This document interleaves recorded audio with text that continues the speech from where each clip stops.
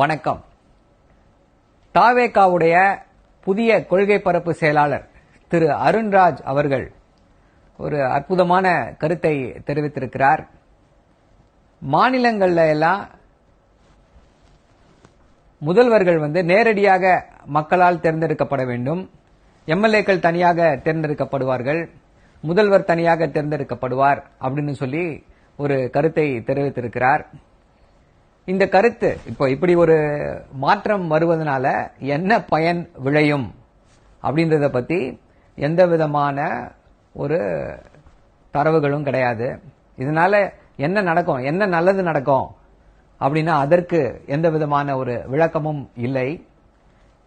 இந்தியாவை பொறுத்தவரை நம்ம பாராளுமன்ற ஜனநாயகம், parliamentary form of governance based on the British model, அதை ஃபாலோ பண்ணிட்டு இருக்கோம்.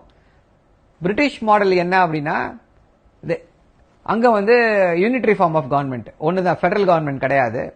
So people will elect the MPs belonging to respective parties.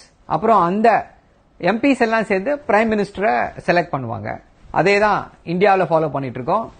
MPs தேர்ந்தெடுக்கப்படுவார்கள், அந்த எம்பிஸ் பிரைம் மினிஸ்டரை தேர்ந்தெடுப்பாங்க. மாநிலங்கள்ல எம்எல்ஏக்கள் இருப்பாங்க, அந்த எம்எல்ஏக்கள் முதல்வரை தேர்ந்தெடுப்பார்கள். இதுதான் இங்க இருக்கக்கூடிய பிராக்டிஸ். இதுல எந்த குற்றம் அவர் கண்டுபிடித்தார் என்று தெரியவில்லை. எதற்காக திடீர்னு சம்பந்தமே இல்லாம முதல்வரை நேரடியாக மக்கள் தேர்ந்தெடுக்க வேண்டும் அப்படின்ற அந்த கருத்தை முன்வைத்திருக்கிறார் என்றும் நமக்கு புரியவில்லை. அப்புறம் இது என்னுடைய கருத்து அல்ல, என்னுடைய கருத்து, இதுக்கும் தாவேகாவுக்கும் எந்த சம்பந்தமும் இல்ல அப்படின்னு அந்த கட்சியுடைய கொள்கை பரப்பு செயலாளர் ஃபர்ஸ்ட் கொடுக்கிற ஒரு இன்டர்வியூலயே இப்படி பேசுறாரு.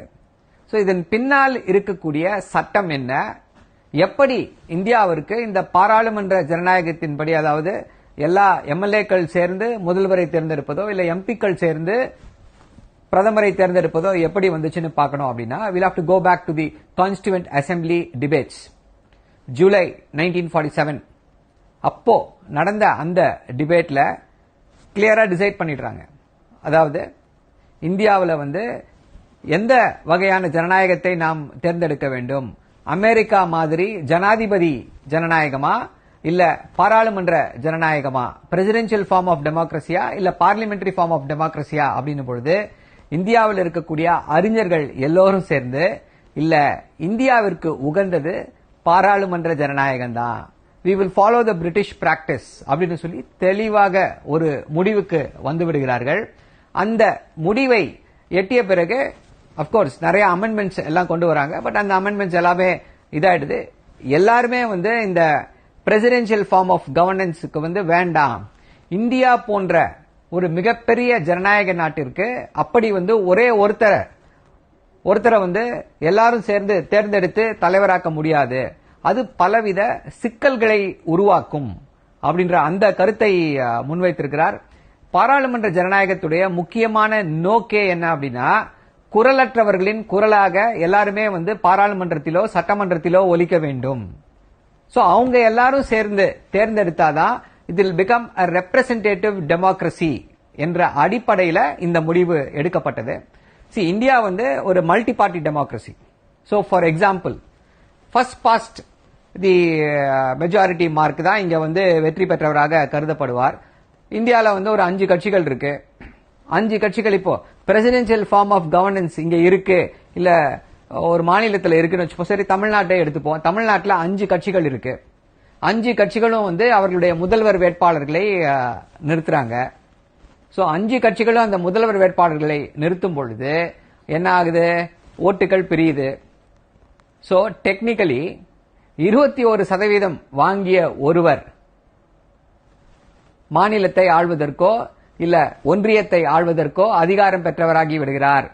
இது ஜனநாயகத்திற்கு உகந்ததா, இந்தியா போன்ற ஒரு பரந்த விரிந்த பன்முகத்தன்மை கொண்ட நாட்டிற்கு உகந்ததா அப்படின்ற அந்த விவாதம் நடந்து இல்ல இந்தியாவிற்கு பாராளுமன்ற ஜனநாயகம் உகந்தது என்று சொல்லிட்டாங்க.